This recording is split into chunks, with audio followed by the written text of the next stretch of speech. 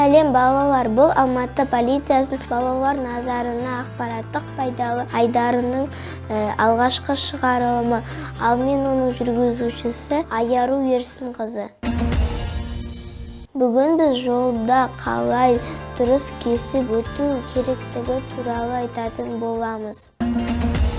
Өткелдің алдында тоқта, жолды кесіп өтпес бұрын әрқашан тоқта, айналаңа қара, солға сосын оңға қара.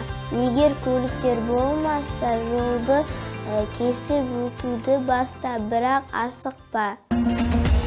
Тек жаяу жүргіншілер өткелінен ғана өт.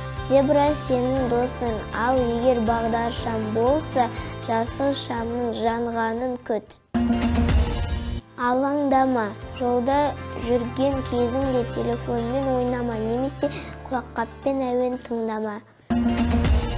Сақ бол, жасыл шам жанып тұрса да, көліктер тоқтағанына көз жеткіз. Бар болғаны осы қарапайым ережелерді есте сақта. Сонда сен қауіпсіз боласың.